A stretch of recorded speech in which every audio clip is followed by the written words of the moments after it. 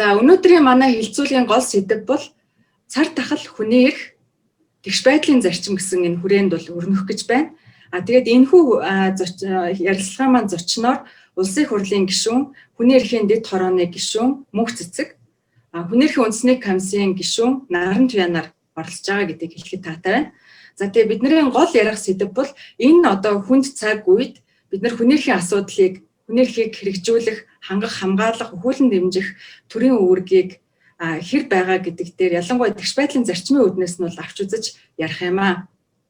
Тэгээ та бүхэн мэдж байгаа өнгөрсөн жил Монгол Улсын их хурл цар тахлын одоо эсрэг цар тахалтай тэмцэх, урьдчилан сэргийлэх, нийгэм эдийн засагт үзүүлэх сөрөг нөлөөллийг бууруулах гэдэг юм хуулийг бол баталсан байгаа.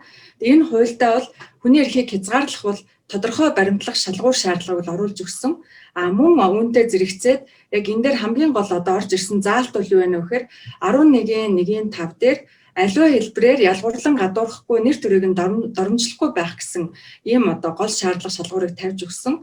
За Монгол улс бас иргэний болон улс төрийн эрхийн тухай олон улсын пактын гишүүн орон.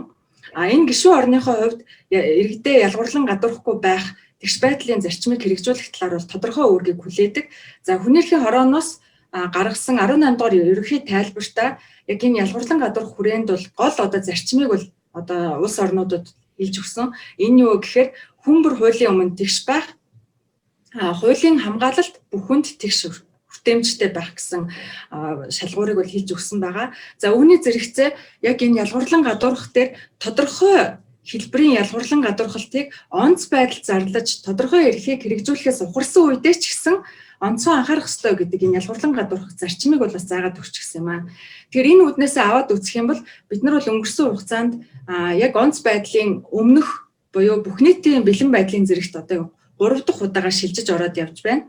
Тэгэхээр энэ үед ч гэлээ гэсэн хүний эрхийг хангаж хамгаалах эсвэл хүний эрхийг хязгаарлах бол ялгуурлан гадуурхалтаас бол тодорхой хэмжээнд ялгуурлан гадуурхахгүй байх тэгш байх энэ зарчмыг бол бид нар бол хангаж одоо ажиллах юм үүргийг бол олон улсын хамтын нийгэмлэгийн өмнө хүлээсэн байдаг.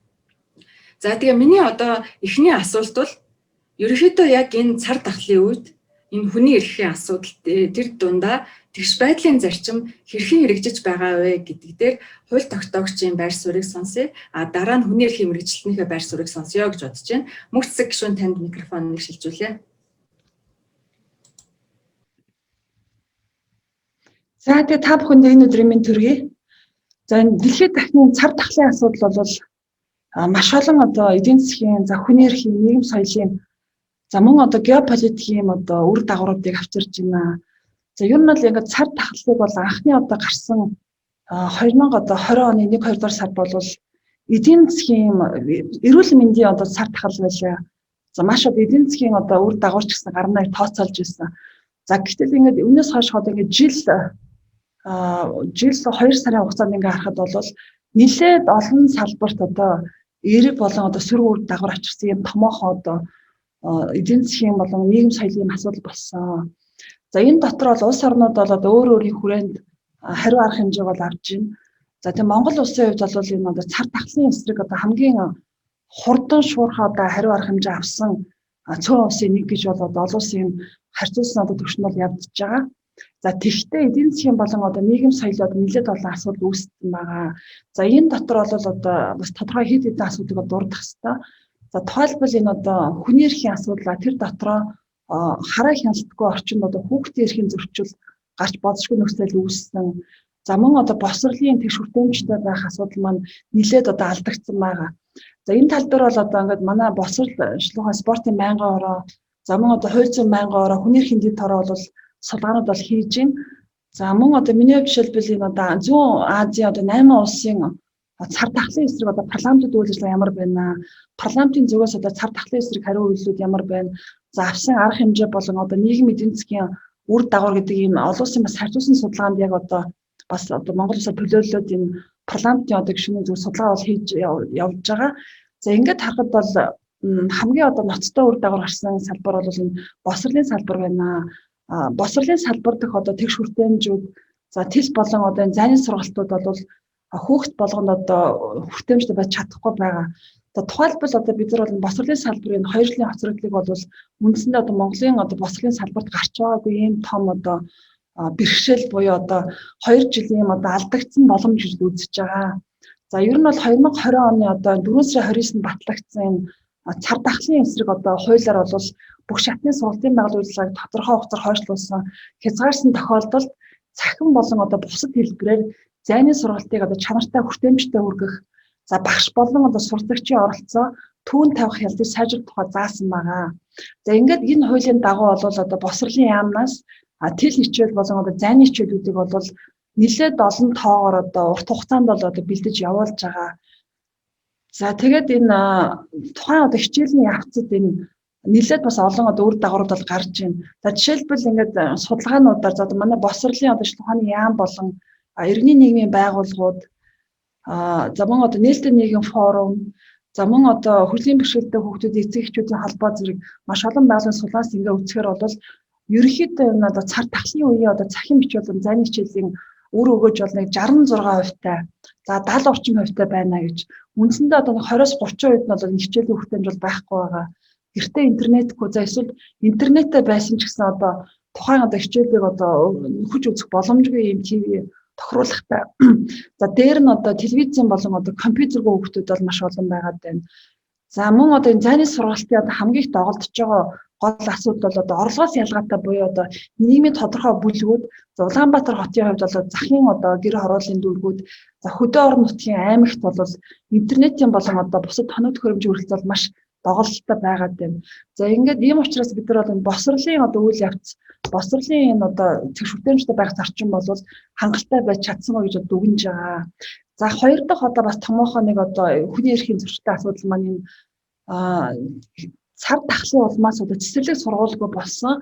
За энэс үүдэлтэйгээр одоо харан ялтгүй хүүхдүүд гэртээ үлдэх явдал асар их байгаад байна. За гэртээ одоо цэцэрлэг байхгүй. За дээр нь одоо хүүхэд тасрах үйлчилгээ байхгүй. За тийм учраас одоо маш олон тохиолдолд одоо эцэг эхчүүд маань хүүхдүүдэд харан ялтгүй орхиж, за үүний үндсээр бол гэртээ одоо амьсаа алдсан, цахилгааны болон одоо галын одоо аюулд өртсөн. За ийм хүүхдүүд маш олон байна. За дээрэс нь одоо гэр бүлийн хүчирхэг бас нэмэгдсэн. Хүчирхийллийн одоо өртөгч одоо хүүхдүүдийн тоо бол нэмэгдсэн байгаа. Зүүнийг бол манай судалгаачид болон судалгааны дөнгүүдээс бол харж болно. За жишээлбэл энэ одоо 2019 оны 2 сарынхтай харьцуулахад 2020 оны одоо 3 сарын дөнгөөр бол гэр бүлийн одоо хүчирхийлд өртсөн хүүхдүүдийн тоо 46.8%-аар, за сэтгэл санааны одоо хүчирхийлд өртсөн хүүхдийн тоо 57.6% өссөн байгаа. За энэ бол яг харахгүй одоо цэцэрлэг сургуулийн одоо хүртээмж зогсонтой холбоотой байгаад байна. За дээрэс нь одоо энэ дараагийн нэг одоо гол зүйл маань энэ цар тахлын үед одоо хүн чөлөөтэй зорчиг ирэхээ бол хязгаарлагдсан байгаа. За энэ маань одоо ихэнх улс орнын онцгой байдлын дэглэн улмаас бол хязгаарлагдсан. За одоо үүнтэй холбоотойгоор бол Монголын засгийн газар, за иргэний одоо нисхийн байгууллагууд хамтраад хэлийн чандаас Монгол иргэдэд авах асуудлыг бол за ямар ч үс өөрсдийнхөө боломжоор шийдэж ирсэн. За харамсалтай нь одоо дотоодын тодорхой хүчин зүйл болон одоо төр одоо саатуулах байр гэх юм уу, тухайн иргэдийг одоо тусгаарлах байрны хүртээмж бол их төвөгтэй байсан байна. За бид нар бол одоо энэ өнгөрсөн 2 сарын өмнө одоо хүний эрхийн дэд тороон дээр нь гадаадд байгаа иргэдэд татан авах тухай асуудаар бас хуралдан хийсэн. Энэ хуралдаанд онцгой байдлын газар болон одоо бусад халбагдах байгууллагууд бол оролцож асуудлаар танилцуулсан. За үүний хамгийн гол бэрхшээл бол энэ хэлийн чанар татан авч байгаа иргэдийг байршуулах одоо зочид буудал буюу одоо тусгаарлах байруудыг хүртээмжлэх доголдсон байлээ. За нэлээд олон буудалд бол тодорхой үнийн дүнгийн хөнгөлт үзүүлээд төрөөс одоо нөхөн долгор олгоод явж байгаа боловч тусгаарлах байрны хүртээмж бол үнэхээр тааруу байсан байгаа. За хоёрдугаарт нь одоо хэлийн чанартай одоо зарим элчин сайдын яамдууд бол энэ иргэдтэй төрийн шуурхай мэдээлэл хүргэж чадахгүй. За иргэдийн одоо гомдол юг бол ерөөсөө авдаггүй. Утас болон одоо бусад холбоо харьцаа шугам бол их хаалттай байсан зэрэгээр нэлээд асуудал гарсан. За тэгээд энэ одоо 2021 оны одоо эхний 1-2 сарын байдлаар бол харьцангуй одоо гадаад байгаа иргэдийн одоо Монгол руугаа нэвтрэх гэсэн одоо хүсэл харьцангуй одоо багассан. За дээрэс нь одоо Монгол дахин цар тахлын нөлөө дотоодын халдвар нэмэгдсэн учраас бас тодорхой хэмжээгээр одоо гадаад байгаа иргэдийн маань одоо хорондоо ирэх гэсэн хүсэл бол харьцангуй одоо багассан байх холбоотойгоор энэ асуудал харьцангуй намжсан байгаа. За тэгээд дараагийн нэг одоо асуудал бол энэ ялгуурлан гадуурт бол нэлээд бас ирчимсэн байна. За бид нар бол яг цар тахал анх одоо гарангуутал хэнийг ч ялгуулах ёсгүй. За үзэн язсан үг хэллэг одоо байх ёсгүй. Халдвартай ч гэсэн хүн гэдэг ийм бас акцуудыг бол манай зарим одоо гишүүдийн зүг тухайлбал одоо миний хувьд бол хийж явсан. За хэдий тийм боловч одоо хэвлэл мэдээллээр одоо тухайн халдвар авсан иргэдийг одоо мэдээлэх, нэр устан зарлах, тухайн иргэдийг одоо явсан газар болон одоо оршин байгаа гэрийн хаягтай зарлах явдал үндсэндээ бол энэ цар тахлын үед одоо ялгуурлан гадуурхаж байгаа том хэлбэр байсан учраас энэ дээр бол одоо бас илүү анхаарч ажиллах хэрэгтэй болсон байгаа. За ингээд энэ ер нь бол ингээд дүгнэж хэлэхэд бол энэ цар тахлын үеийн одоо өндөржүүлсэн бэлэн байдал, хатуу хууль хорой бол нийгмийн тодорхой бүлэгт бас нэлээд хэмжээний одоо бэрхшээл үүсгэсэн. За дээрэс нь одоо төрийн одоо өв хүртээмж бол одоо төдийлөн 100% бас хангалттай байж чадахгүй байгаа гэдэг бол одоо бид нар бол яхаарга хүлээн ёстой. За энэ дээр манай эртний нийгмийн байгууллагууд за бусад одоо хүний эрхийн тэмцэгчид бол удаадараа үгээ хэлж бас тодорхой арга хэмжээнүүд авч за үүний мөрөөр бол ус их хурлын хүний эрхийн одоо дэд хороо болон бусад байгууллага бол арилаад явж байгаа. За ингээ ихний байдлаар иймэрхүү мэдээлэл хийнэ. За тэгээ асуултанд дараагийн асуултанд хариулт явна. За баярлалаа. Тэгэхээр одоо Наранчай гишүүн.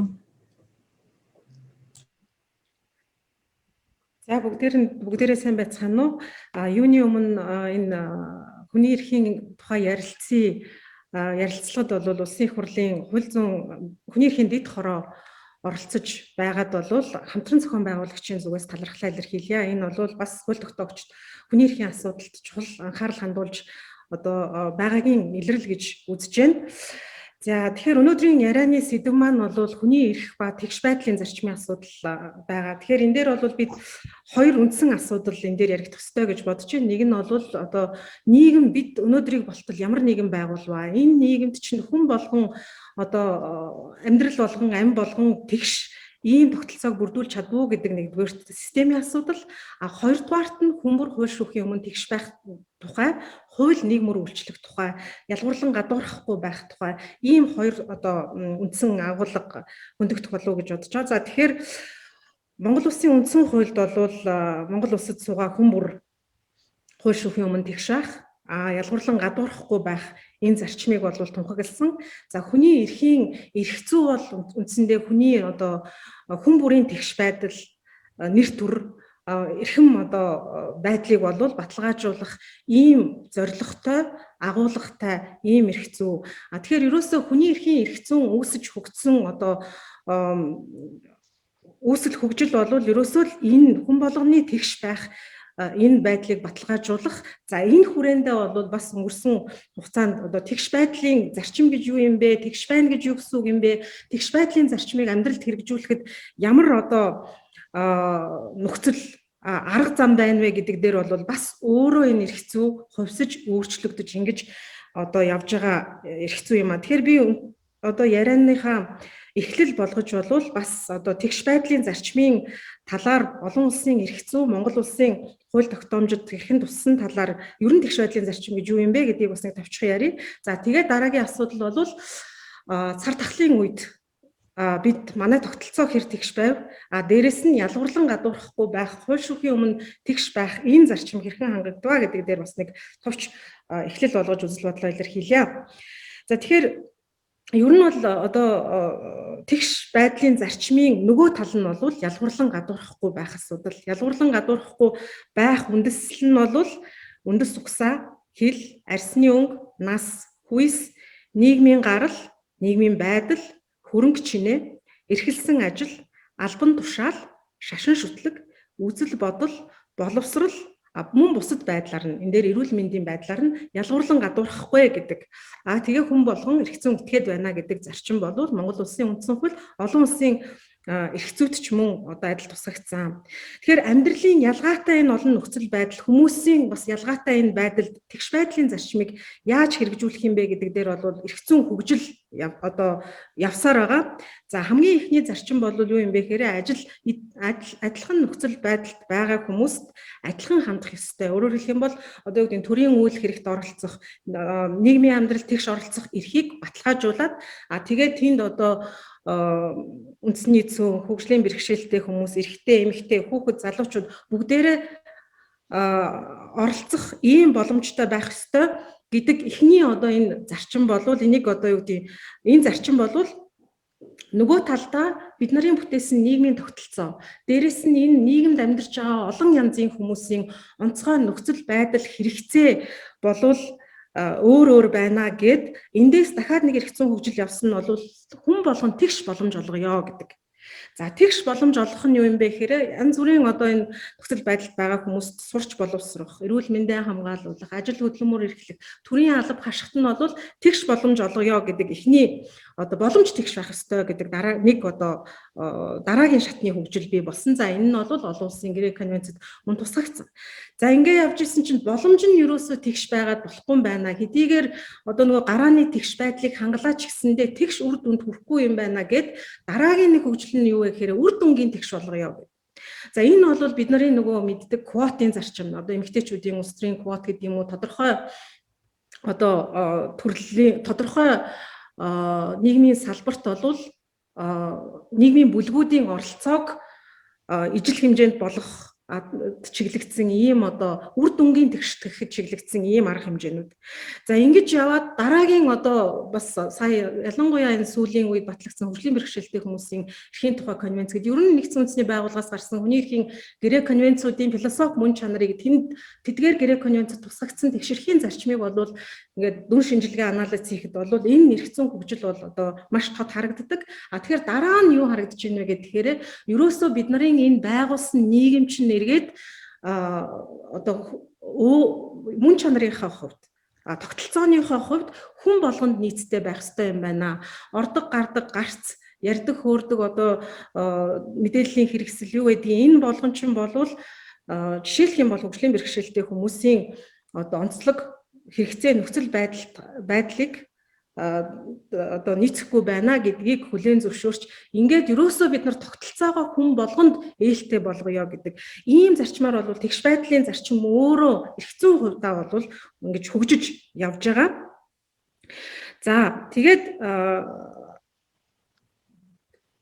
одоо дараагийн нэг чухал асуудал бол энэ ялгарлан өөрөөр хэлэх юм бол энэ одоо юу гэдэг онлайн гэдэг юм уу эсвэл эрх зүйн хууль зүйн энэ асуудлыг тайлбарлаж байгаа нь бол бас тэгш байдлын асуудлыг хууль тогтоомжоор зохицуулна гэдэг бол өөрөө нарийн нюанстай бөгөөд тодорхой арга хэмжээнүүд бол хүмүүс асуудаг. Жишээлх юм бол нөгөө квот тогтоосон өөрөө хүний эрхийн зөрчил биш юм уу? Тэгш байдлыг хангахгүй байгаа юм биш үү гэж.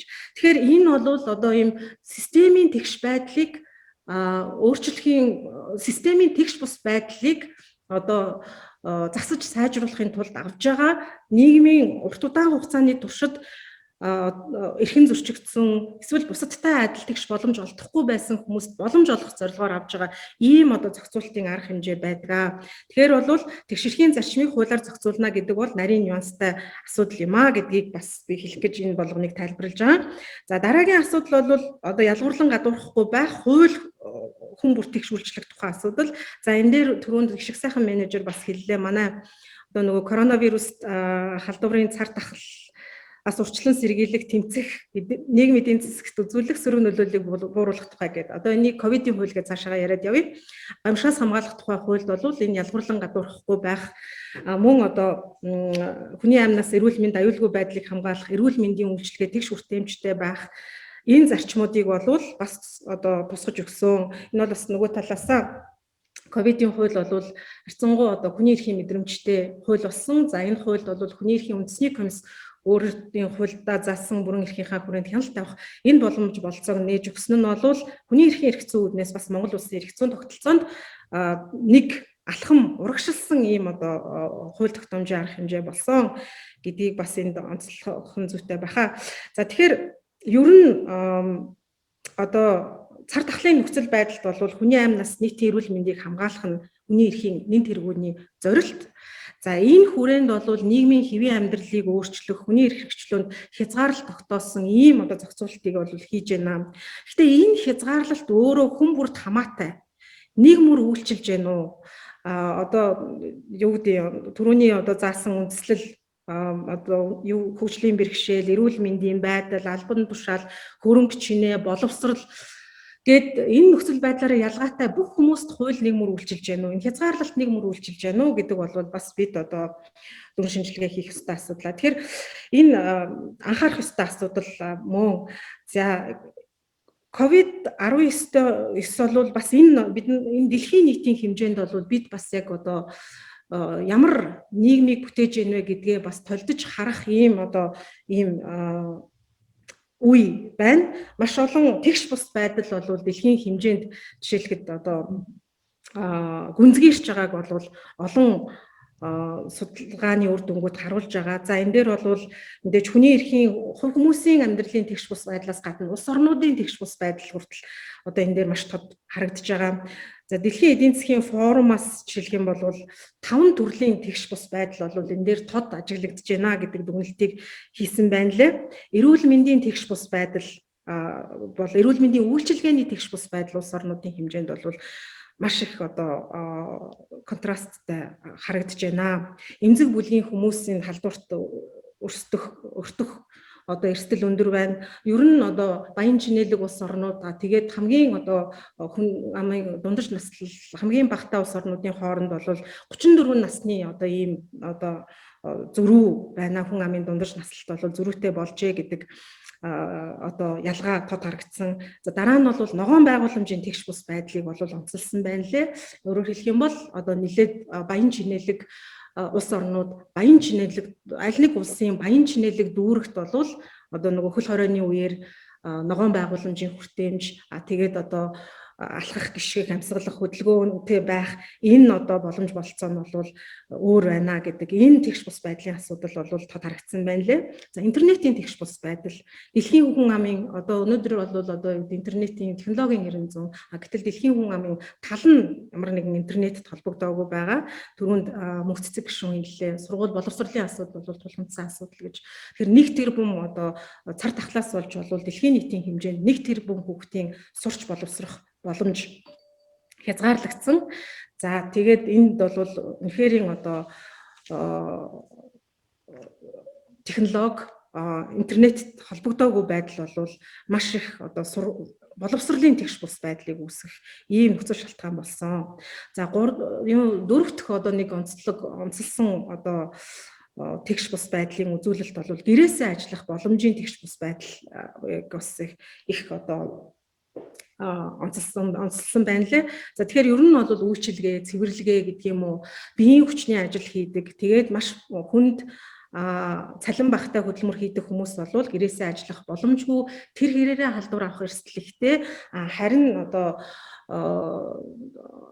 илүү офисing гэж хэлэх үү, одоо захиргааны шинжтэй үйл ажиллагаа хийдэг хүмүүс бол харьцангуй боломжийн цалин аваад тэгээд халдвар хамгааллын одоо ийм дэглэм сахиж гэртээ хөл хорой одоо эрүүл мэндийн хамгаалах ийм боломж олцоо нь илүү байна гэдэг. За тэгээд 5 дахь тэгш бус байдал бол мэдээллийн хүртээмжийн тэгш бус байдлын асуудал хурц ажиглагдсан байна лээ. Наад захын мэдээлэлээр хангах боломжгүй байдал, хөгжлийн бэрхшээлтэй хүмүүс гэдэг юм уу, эсвэл одоо интернет мэдээллийн хэрэгслээс хол арслагдсан ядуу ийм хүмүүс бол ядаж наад зах нь гараа одоо энэ COVID-19 халдвараас эрүүл мэндийн хамгаалах одоо хамгийн гол арга зам бол гараа угаахаа гэдэг мэдээллийг хүргэхэд одоо бэрхшээлтэй хүндрэлтэй ийм одоо тэгш бус байдлын асуудал ажиглагдсан байна лээ. За тэгэхээр ийм зүй тогтол бол бас манай улсад ч одоо ажиглагдаж байгааг хүний эрхийн үндэсний комиссийн хүний эрх хөчлөөний төлөв байдлын 20 дахь илтгэл бас тусгасан байгаа. Зөв би нэг жишээ олгоод одоо юу гэдэг дэлхийн хэмжээнд яригдж байгаа асуудлыг гэртээ авчраад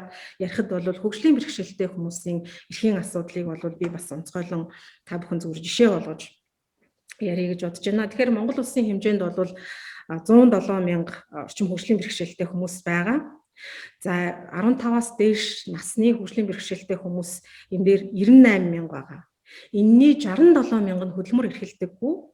31 мянган нь бол одоо хөдөлмөр эрхэлдэг. За 31 мянган хөдөлмөр эрхэлдэг хөгжлийн бэрхшээлтэй хүмүүсийн 7500 тогтмол ажилтай. За үлдсэн 23 мянган хүн нь бол байнгын бус ажлын байранд хөдөлмөр эрхэлж байгаа. Тэгэхээр энэ хөгжлийн бэрхшээлтэй хүмүүс ямар одоо байнгын бус ажлын байранд ажил хөдөлмөр эрхэлж байгаа хөгжлийн бэрхшээлтэй хүмүүс ямар ажил хийж ийнэ вэ гэхээр оюутал, гар урлал, барай засал, такси, жижиглэнгийн худалдаа, авто дугуй засвар, сургалтын төв зэргүүдэд ажиллаж байгаа. Тэгэхээр энэ одоо жижиг бизнесүүд бол хөл хорионы үед бүгдээрээ хаагдсан. За тэгээ хуваараа хөдөлмөр эрхэлдэг хөгжлийн бэрхшээлтэй хүмүүсийн хувьд бол одоо орлогон тасарсан, хувийн бизнес нь зогссон.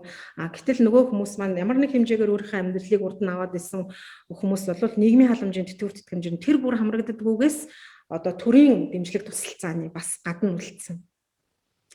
За тэгээд орлого тасарснаас болоод бол хөгжлийн бэрхшээлтэй хүмүүсийн дунд бол хоол хүнсний хэрэглээгээ багасгах, шимт ижээлтэй хоол хүнс авч чадахгүй хүрсэн ийм судалгааны үр дүнг бол одоо түгээмэл хөгжил төрийн бас байгууллага тэрэгэн зэрэгтэй иргэдийн үндэсний холбоо бол энэ дээр тухайлан судалгаа хийсэн байна лээ. Эндээс харагдаж байгаа. За тэгээд үүний хажуугаар эргээд нөгөө одоо орлого буураад нийгмийн халамжийн тусламж дэмжлэгт хамрагдахгүй байхын зэрэгцээгээр хөгжлийн бэрхшээлтэй хүмүүст хэрэглэгддэг нэг шаардлагатай одоо хэрэгцээтэй ийм ахуйн хэрэгслийн үн өссөн. За энэ нь эргээд одоо хөгжлийн бэрхшээлтэй хүмүүсийн эрүүл мэндэд сөргөөр нөлөөлөхөд хүргэсэн. За ингээд хэрэгцээг нөхөхийн тулд зээл авах хэрэгтэй болсон. Ах トゥ хамаатан садан одоо тэгээ жижиглэнгийн одоо зээл барьцаалан зээлдэх зээлүүдэд ихээр хамрагдсан. Энэ нь эргээд хөгжлийн бэрхшээлтэй хүмүүсийг улам одоо ядуурл руу хөтлөх ийм одоо үе таалгыг нээсэн. За мэдээж орлого хумигдсан, хоол хүнсээ тансан, тэгээд амны хаалт одоо ариун цэврийн хэрэгсэл халдвараас хамгаалах хэрэгсэл авах орлого буурсан. Энэ нь эргээд хөгжлийн бэрхшээлтэй хүмүүсийг COVID-19-ийн халдвар авахд бол одоо эрсдлийг улам нэмэгдүүлсэн.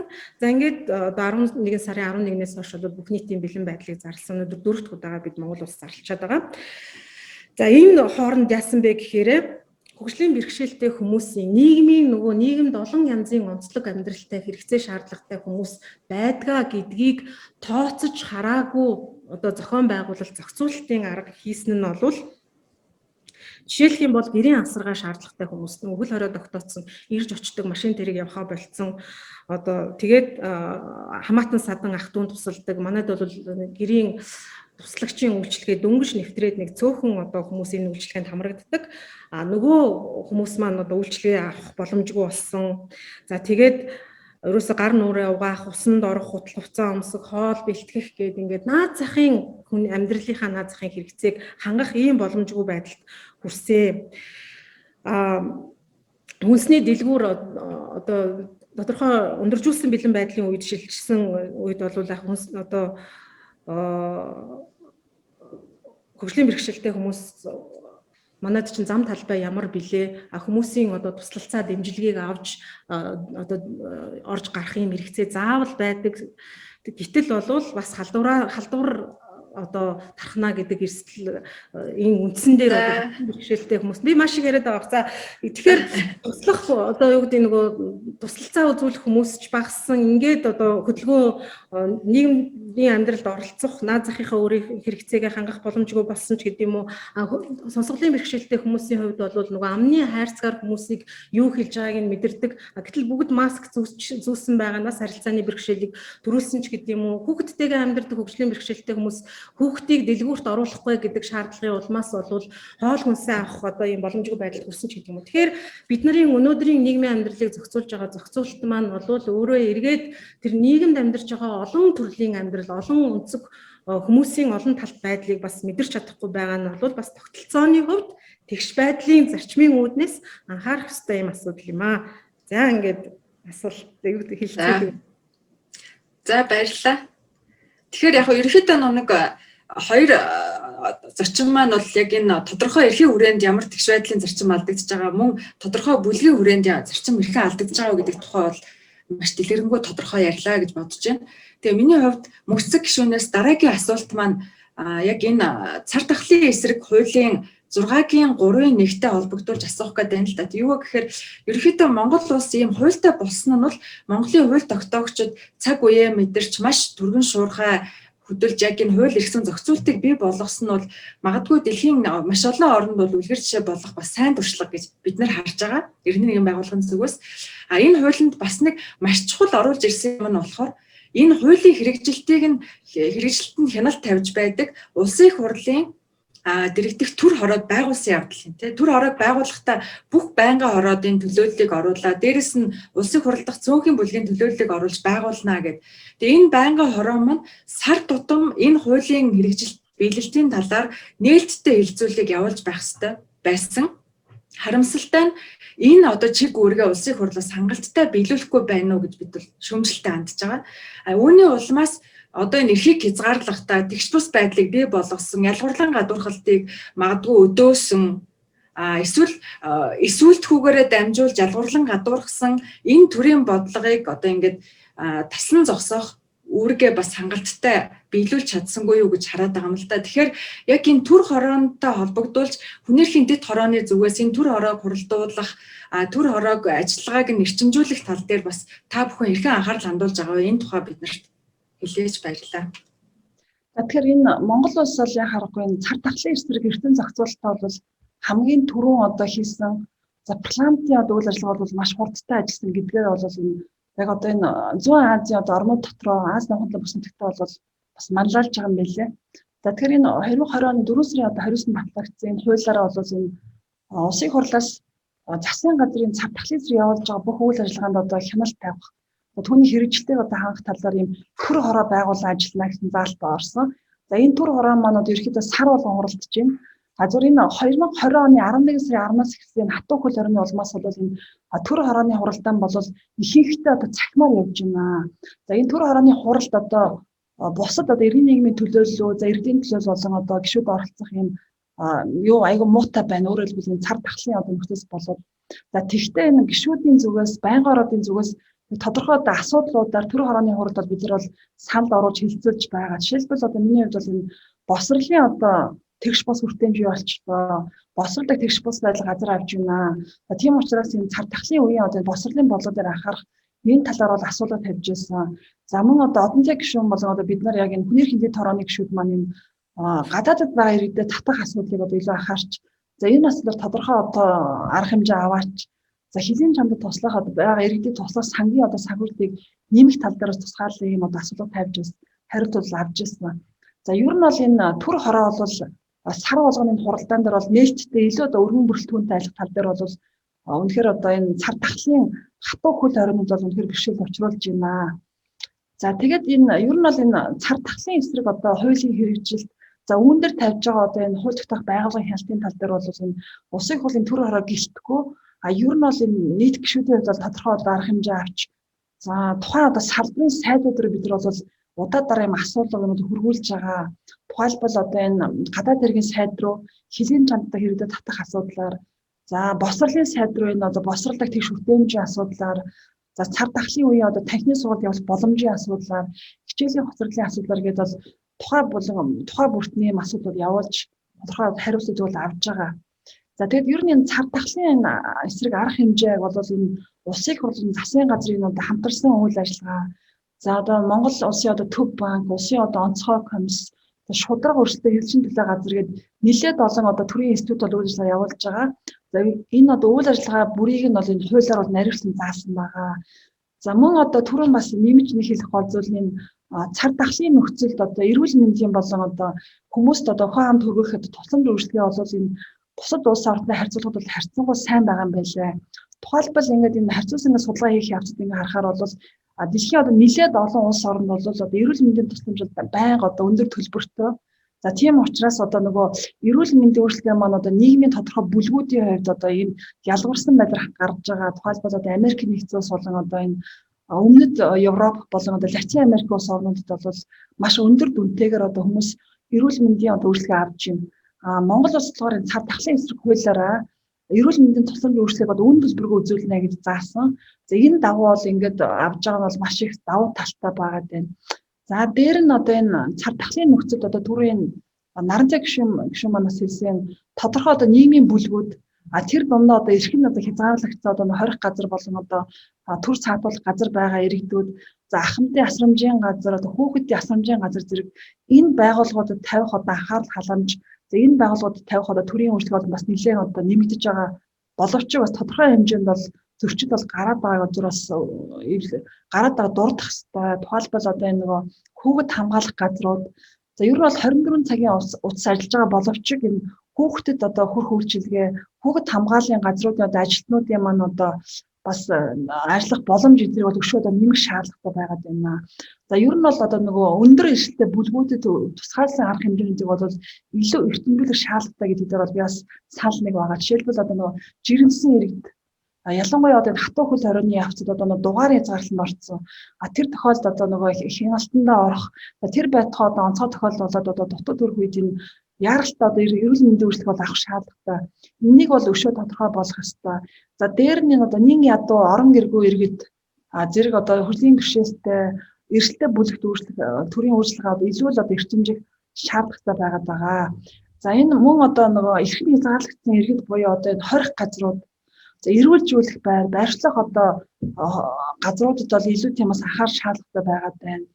За ялангуяа энэ нөхцөлд одоо хэрвээ халдвар одоо тархсан за 2 3 одоо шүүх хорих ангид бол халдвар гарцсан байгаа. Харьцан бол арга хэмжээг бол хурдтай аваад ингээд намжаасан байгаа юм байлээ. За гэх мэтээр энэ эрсдэлтэй бүлгийн иргэдрүүд илүү тийм одоо чиглэх хэрэгтэй гэдэг дээр бол үнэхээр бас сал нэг байгаа. За баярлалаа.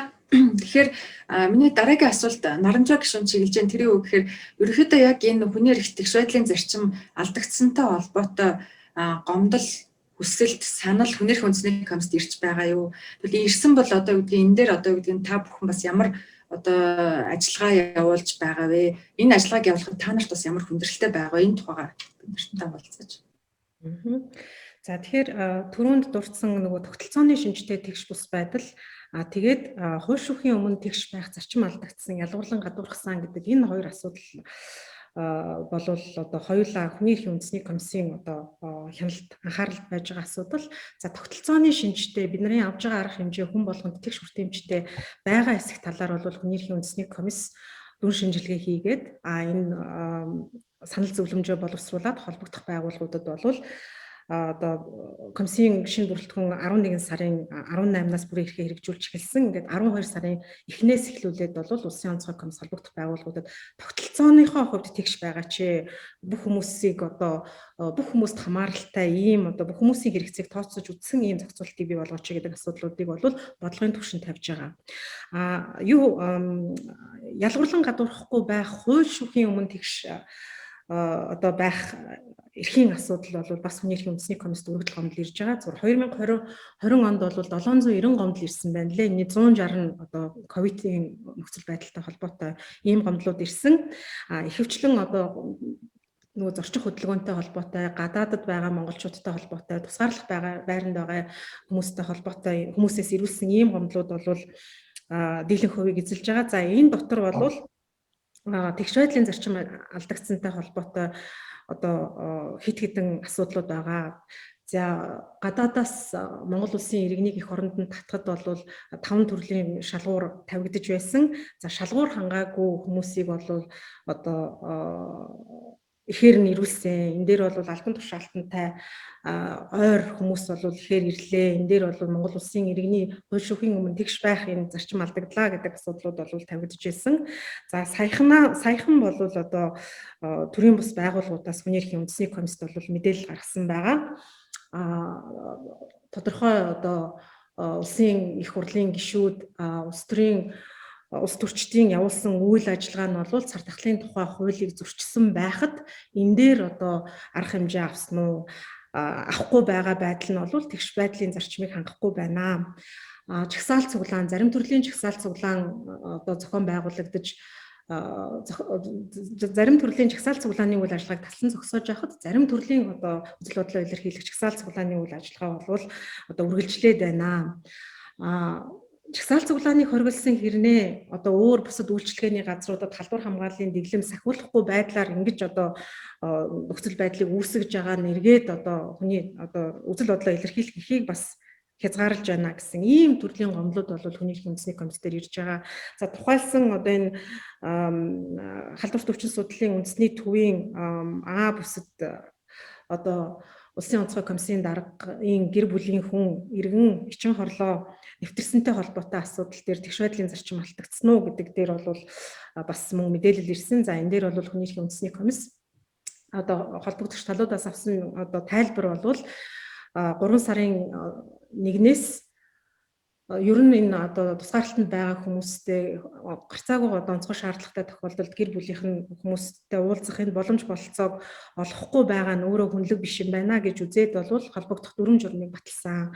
За энэ дүрм журмын дагуу бол иргэн гэрчийн хорлоо нэвтэрсэн гэдэг ийм одоо тайлбарыг өгсөн байгаа. За энэ дээр хүний эрхийн үндэсний комиссийн зүгээс комиссоос халдварт өвчин судлалын үндэсний төвд дүрм журмыг мөн одоо тухайн үед яг энэ дүрм журмын дагуу иргэн гэрчийн хорлоогоос гадна өөр бусад одоо ямар хүмүүс нэвтэрсэн гэр бүлийнхаа хүнд өвчтэй байгаа гэр бүлийнхаа хүмүүсийг сагсан бэ гэдэг талаарх мэдээллийг эрүүлэхийг одоо хүссэн байгаа. За ямар мэдээллийг бол өнгөрсөн нэгд өдөр эрүүлэх ёстой байсан. Одоогийн байдлаар бол бодоход энэ одоо хатуу хөл хорой тогтоосонтой холбоотой байх ямар ч байсан өнөөдрийн байдлаар бол ирээг байгаа. Тэгэхээр хүний эрхийн үндэсний комиссосын тэгш байдлын зарчимтай холбоотой одоо жагсаал цуглаан, хязгаарлалтын дэглэм энэ хууль шүүхийн өмнө тэгш байх зарчим хэрхэн хангагдаж байна вэ гэдэг дээр хяналт тавихад бол одоо тохиолдож байгаа за ямар ч байсан комиссийн одоо дууцсан цагт ирж тайлбар өгж байгаа төрийн албан тушаалтнуудад үүргээ биелүүлж байгаа. Энэ дээр хамтын ажиллагаа бол харцангуй сайн байгаа. Гэхдээ нөгөө талаасаа бол ер нь одоо энэ ковидын үед тогтоож байгаа хяналт хязгаарлалт үндэслэлтэй байсан уу? Энэний шинжлэх ухааны үндэслэл нь юу юм бэ? Тавьж байгаа хязгаарлалт бол хүний эрхийг хамгийн бага хэмжээгээр хязгаарласан, тэр зорилготой нийцсэн байна уу? Ялгуурлан гадуурхсан шинжтэй байна уу гэдэг дээр бол эрүүл мэндийн яам, улсын онцгой комиссоос ялангуяа одоо шинээр бүрдсэн улсын онцгой комисс бол хүний эрхийн үндэсний комиссд мэдээллийг бас өгөхдөө их хойрог байгаа. Энийг бас одоо хэлхэн зүйтэй байхаа. За баярлалаа. Хяналтууд тавьж байгаа, гомдол мэдээллийг шалгаж байгаа. Зөвхөн хамтын ажиллагааны тухайд бол бид бас одоо тавих асуудлууд байгаа. За баярлалаа. Тэгэхээр одоо ингээд манай оролцогчдын асуултаа бас асууж тэ өөрсдийн санал бодлоо хэлэх цаг эхэлж байна. Тэгээд энд Дөвгөрчөв Дулмаа гэдэг оролцогч асуулт асуусан байна. Тэр бол юу гэхээр ерөнхийдөө эрүүл мэндийн салбарынхан бол маш хүнд байдалд орж байна. Энэ хүмүүсийн одоо тэр хамгаалах эм хэрэгслүүдээр хангах илүү цагийн хөлсийг нь одоо нэг олгогч гэдэг юм уу энэ дээр анхаараач гэдэг зүйлийг бол хэлсэн байна. Мөн яахаа вэхээр энэ Увс аймагт болсон нэг зүйлийн талаар хоёр зочны байр суурийг сонсъё гэж байна. Тэр нь бол юу гэхээр цахимаар өвчлсөн иргэдийн зургийг тавиад үзэл бодлоор нь ялгаж олон нийтийн анхаарал татгаар аюултай осол боллоо гэж сенсацлсан тохиолдол гарсан. Энэ одоо хүний эрхийн одоо зөрчил мөн нөө биш үү гэдэг дээр хоёр зочноос хариултыг сонсъё гэсэн байна. Тэгээд манай оролцож байгаа Долгор Аюуш Цэндбаатар гэсэн хоёр оролцогч маань гараа өргөсөн байна. Долгор Аюуш оролцогч асуултаа асууж эсвэл саналаа хэлнэ үү? Тэгээд боломжтой бол манай оролцогчид өөрсдийн дүрсийг харуулад яриул сайн байна шүү гэж хэлмээр байна. Баярлалаа. За тэгэхээр энэ Увс аймагт хэрвээ одоо тухайн халдвар авсан иргэдийн зургийг ингэж тавиад ялгарч байгаа бол энэ бол хүний эрхийн зөрчил мөө. Цар тахлын хуулиндаа ч гэсэн байгаа. Коронавирус цар тахлын хуулийн шилбэр 7-1-21 дээр байдаг санаж байна. Цар тахлын одоо халдвар авсан байж болцшгүй цэцэгтэй хүнийг ялгуурлан гадуурхах, утаанд оромжлохоос өрсөн сэргийлэх хууль заасан аргаар тасн зогсооно гэж байна. За тэгэхээр энэ дээр хэрвээ ийм үнэхээр гарсан бол тухайн Увс аймгийн онцгой комисс бол энэ дээр хариуцлага хүлээх ёстой. Өөрөөр хэлбэл онцгой комисс ийм одоо байдал гарахгүй байхаар цар тахлын эсрэг одоо төрийн өөрчлөлт үзүүлэх ёстой байсан. Тийм учраас энэ тал дээр бол тухайн одоо хариуцсан шатанда бол энэ бол хүний эрхийн зөрчил мөн. Үүнийг бол таслан зогсоох ёстой. Энэ бол засгийн газрын болон одоо засгийн газрын бүх одоо төвшөнд үйлчлэг явуулж байгаа төрийн албан хаагчдын бол зайлшгүй биелүүлэх үүрэг байгаа. Тийм учраас энэ дээр бол одоо зөрчил гэдэгт хариулахар байна. За хоёрдугаарт энэ яхаарахгүй одоо энэ сүүлийн үед энэ дотоодын халдвар нэмэгдэж байгаатай холбоотойгоор энэ эмнэлэг эрүүл мэндийн ажилтнууд цар тахлын яг энэ халуун зэзээр ажиллаж байгаа хууль сахиулах байгууллагын одоо албан хаагчид эдний асуудлыг бол ярихаас аргагүй болсон байна. За тэр дотор одоо нөгөө резидент эмчнэр байна. Баг цалинтай ажилладаг оюутан. За дээр нь одоо нөгөө хууль сахиулах одоо их сургуулийн одоо оюутнуудаас ажиллагдсан. За эдгээрийн одоо нийгмийн хамгаалал, эдгээрийн одоо хүн одоо төлбөр гэх юм эсвэл одоо тухайн одоо эрхлээс хамгаалах ажил дээр бол яхаарахгүй одоо шинэ юм арга хэмжээнд авах шаардлагатай байгаад байна. За маш одоо хүнд байдал ер нь одоо эрүүл мэндийн салбар болон энэ онцгой байдлын одоо галын тэргүүн иргэнд байгаа хүмүүс бол үнэхээр бас нэлээд ноцтой байдалд орсон байна. Тийм учраас зөвхөн одоо цалингийн юунаас гадна давхар өөр одоо эрхлийг хамгаалсан эрүүл мэндийн тэмцээн юм даатгалын гэдэг юм уу тусгаалan бас арга хэмжээ ер нь ах шаардлагатай гэдэг дээр бол сал нэг байгаа. За баярлалаа. Наримжаа гişүн. За эрүүл мэндийн салбарын одоо нөхцөл байдал бол туйлын хүнд байгаа. Халдварын нөхцөл байдал ихсэн. За үүнээс гадна бол одоо бүтэн жил 2 сарын хугацаанд бол нэлээд өндөржүүлсэн байдалд орсон эм чимлэгийн албан хаагчид маань бол одоо сэтгэл зүйн хувьд мөн одоо материалын нөхцөл байдлын хувьд бол бас нэлээд хүнд байдалтай байгаа. За энэ асуудлыг бол хүний эрхийн үндэсний комисс бол тасралтгүй ярьж байгаа. За хамгийн сүүлд гэхэд бол хүний эрх хэрэгчлөөний төлөв байдлын илтгэлд бол бид энэ тусгай үр гүйцэтгэж байгаа алба хаагчдын энэ дотроо цагдаа, онцгой эрүүл мэндийн одоо салбарын алба хаагчдын нөхцөл байдал ямар байна вэ гэдэг дээр бол одоо баримттай, дүгнэлттэй ингээд саналаа бол улсын их хурлд хүргүүлсэн байгаа. За үүнээс гадна бол өнгөрсөн 7 хоногт өнгөрсөн 5 дахь өдөр гэж бодож байна. Хүний эрхийн үндэсний комиссийн гишүүний зөвлөмжийг бол эрүүл мэндийн сайдад хүргүүлсэн. За энэ дээр бол яг одоо энэ эрүүл мэндийн салбарын албан хаагчдын ажиллах нөхцөл байдлын асуудал, дээрээс нь вакцины жуулалттай холбоотой асуудал дээр бол одоо тусгайлан онцгой анхаарал хандуулах шаардлагатай асуудлуудыг бол одоо тусгаж зөвлөмж явуулсан байгаа. За энэ зөвлөмжтэй бол хүний эрхийн үндэсний комиссийн захин хуудас Facebook хуудасаас бол танилцж бүрэн ихээр унших боломжтой. За ер нь энэ цар тахлын нөхцөл байдалд хүний хувийн нууц, хувийн мэдээллийг одоо задруулж байгаа энэ тохиолдол бол энэ зөрчил бол маш түгээмэл гарч байгаа. Бид энэ дээр бол одоо халдвар авсан одоо халдварын нэг одоо хавтагч болсон ийм одоо хүмүүсийн зураг, регистрийн дугаар гээд одоо халдварыг хязгаарлахад онцгийн шаардлагагүй мэдээллийг бол цацаж эргээд хүмүүсийн одоо амь нас аюулгүй байдал, эдийн засаг, ажил хөдөлмөр эрхлэх боломжинд нь бол хохирол учруулсан ийм тохиолдлууд бол маш их гарч байгаа. За энийг мөн хүний эрхийн үндэсний комиссийн хүний эрх хэрэгчлөөний төлөв байдлын илтгэлд хувийн нууцаа хамгаалуулах, эрх, хувийн өгөгдөл, хувийн мэдээллийг хамгаалж байгаа эрх зүйн зохицуулалт мөн одоо практик нөхцөл байдал ямар байна вэ гэдэг дээр бол бид бас дүн шинжилгээ хийж баримтуудыг бас гаргаж тавьсан байгаа. Ямар ч тохиолдолд одоо халдварыг хязгаарлахаас илүү гарсан хувийн мэдээллийг олон нийтэд дэлгэж байгаа нь бол хүний эрхийн зөрчил. Энэ зөрчлийн үр дагавар нь бол дараачийн бас ноцтой хүний эрх зөрчигдөх эрсдлийг үүсгэдэг. Тэгэхээр энэ одоо зүйл хэрэгч байж таахгүй. За баярлалаа.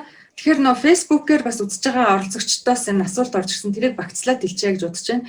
Сүхбаатарын баасан толгор гэдэг оролцогчийн хувьд бол яг энэ ялгуурлыг бууруулах тал дээр гол одоо анхаарлаа хандуулж гол сэдвээ ярмаар байна. Тэгээ гол нь яг хөөр ажилтгүй орлогогүй иргэдийн эрх нь маш ихээр зөрчигдөж байхад төрийн албан хаагчид цалингаа бүтэн аваад гэртээ ингээд хорионд байж байна. Шинжилгээ вакцинд ч гэсэн тэдл хамгийн түрүүнд хамрагдаж байна гэдэг энэ зүйлийг бол хэлсэн бол Дүгүрчүү Дулмаа гэдэг оролцогчийн зүгээс сошиал ертөнцийн мэдээллээс үндэслэн хүний эрхийн тэгш бус байдлын талаар авсан арга хэмжээнээсээ дурдна уу гэсэн байна. За мөн Наран чимэг Сүхбаатар найдангууд гэдэг оролцогчийн зүгээс бол ажилахгүй байгаа багш нарыг вакцинжуулаад хүнсээр хангаж байгаа иргэдэд орхигдуулсан одоо утгагүй байна гэсэн байна. За цахимаар нэлээд шуугантай байгаа хуцаа цэргийн талаар бас ямар нэг байр суурьтай байгаа вэ гэдгийг хэлээч гэсэн байна. Тэгэхээр энэ 4 гар өргөсөн оролцогч байгаа. Долгор, Цэндбаатар, Ганбаатар, Ховдын тойл гэдэг. Энэ 4 асуултуудаа эсвэл саналаа тавьчихаа хэлээд тэгээ 2 зочин маань хариулъя гэж бодож байна. За баярлалаа. Сайн уу? Долгор эхлээд хариул, долгор эхлээд ярина. Дараа нь Цэндбаатар, тэгээ Ганбаатар. За сайн байцгаана уу? Баярлалаа. Өнөөдөр бас ингээ яг хэрэгцээтэй үед ийм асуудал ярьж чад үнэхээр баяртай. Би олон асуухгүй нэг 3-4 хон асуултч байна, бас хэлэх юм байна. Нэгдүгээрт ямар ч байсан одоо нэг хязгаарлалтанд орсон буюу 20 цэрд орж байгаа одоо жишээ нь ковидын шинжилгээ орж байгаа усуудын эмнэлэгт байсан хүнсний одоо хангамж хоол хүнс цай нэлээд хүнд байсан.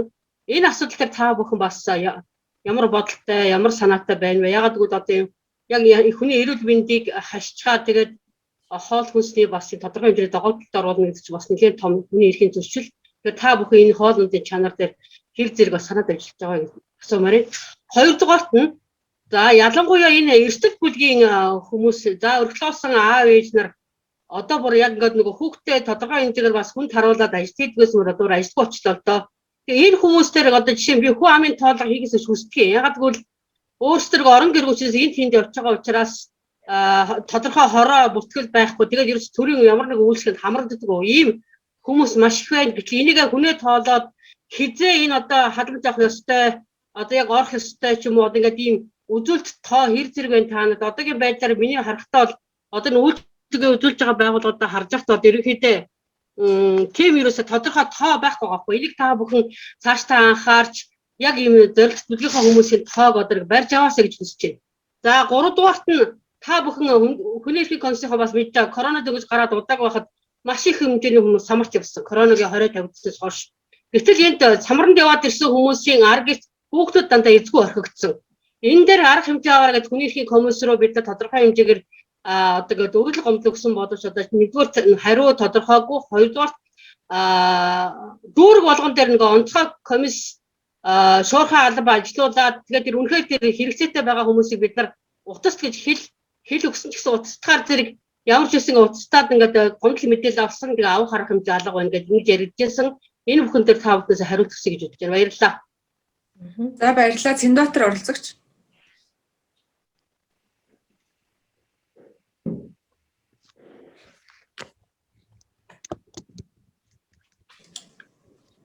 Цэндбаатар оролцогч байхгүй бол Ганбаатар оролцогч асуултаа асууж хариул. Саналаа хэлэх үү? За. Сайн байна уу? Ганбаатар байна. За бүгд өнөөдөр минь төргий. Энэ нөгөө би өөрөө тэргийн зэрэгтэй хүн байхгүй юу? Тэгээд энэ карантины үеэр тэргийн зэрэгтэй хүмүүс нөгөө хүртээмжтэй дэлгүүр рүү явж юм авах шаардлага гараад байдаг. Хүртээмжтэй дэлгүүрнүүд нь болонгууд номын ийм арт ч юм уу байгаад байдаг.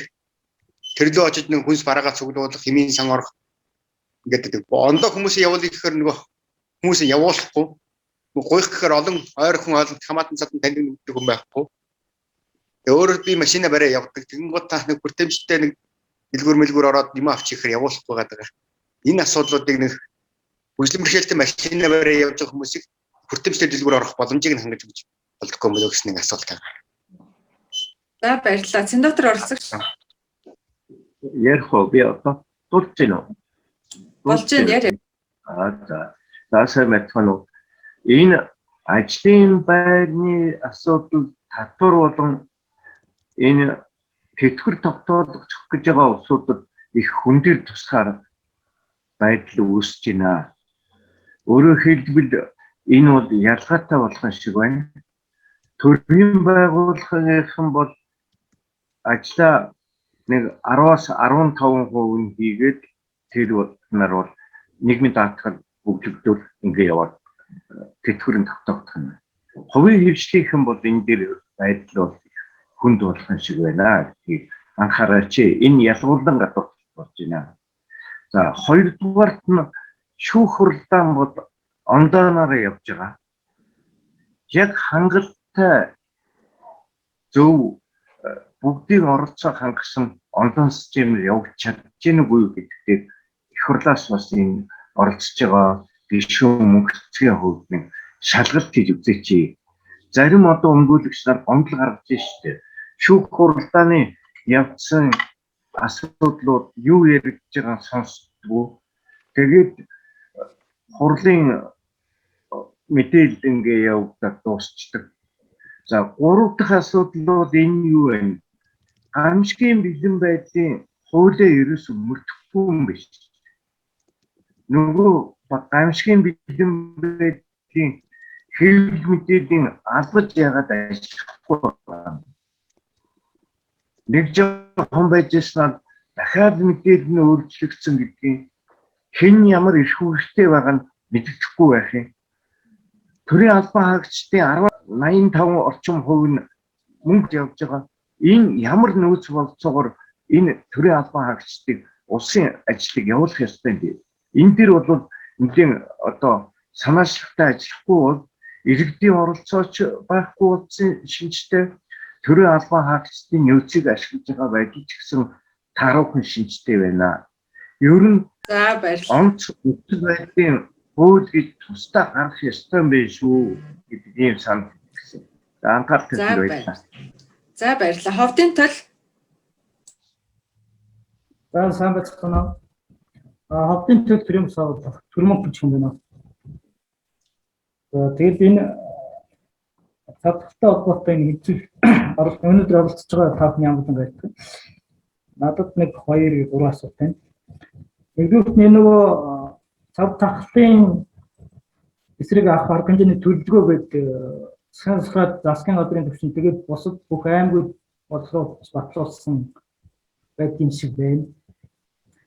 Ажиглаж энэ төлөвлөгөөгөө батлуулахдаа нөгөө бусад нөгөө их ашиг хөндөгч байгаа талуудын оролцоог хангах талаар бол ер нь хангахгүй. Тухайд манай Ховд аймгийн тухайд бол тийм огт хийдэг.